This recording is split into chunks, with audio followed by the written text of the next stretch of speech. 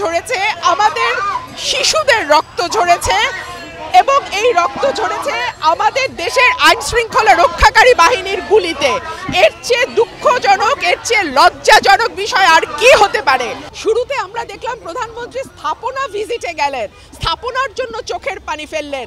মনে হলো বাংলাদেশে মানুষ না হয়ে যদি একটা পদ্মা সেতু বা মেট্রো রেল হতাম তাহলে হয়তো আরেকটু সহানুভূতি পেতাম।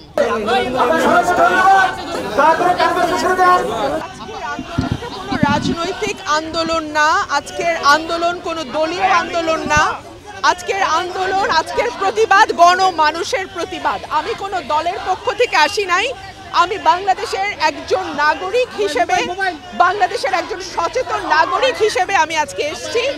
আমাদের ছেলেদের রক্ত ঝরেছে, আমাদের শিশুদের রক্ত ঝরেছে এবং এই রক্ত ঝরেছে আমাদের দেশের আইন শৃঙ্খলা রক্ষাকারী বাহিনীর গুলিতে। এর চেয়ে দুঃখজনক, এর চেয়ে লজ্জাজনক বিষয় আর কি হতে পারে? একটা ব্যর্থ সরকার, এই সরকারের আর এক মুহূর্ত ক্ষমতায় থাকবার কোনো নৈতিক অধিকার নাই।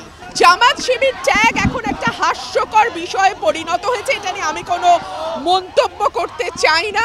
তবে এটুকুই বলি, যদি সরকারের তত্ত্বই ঠিক হয় তাহলে পুরো বাংলাদেশ একদিকে আর শেখ হাসিনার সরকার আরেক দিকে। কেপিআই গুলোর নিরাপত্তা দেবার দায়িত্ব সরকারের। সরকার কি আঙ্গুল চুষেছে? তারা নিরাপত্তা দিতে পারে নাই কেন?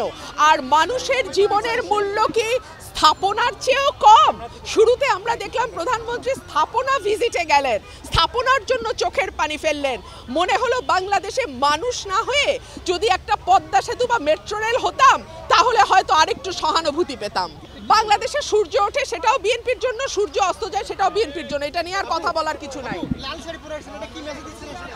লাল প্রতিবাদের রং, লাল রক্তের রং, লাল আন্দোলনের রং, লাল গণমানুষের রং, সেজন্য লাল পরা।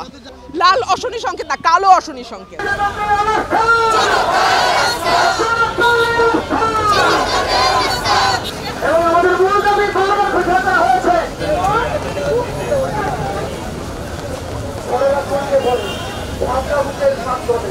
আমার শ্রদ্ধা, আপনাদের সবাইকে শ্রদ্ধা।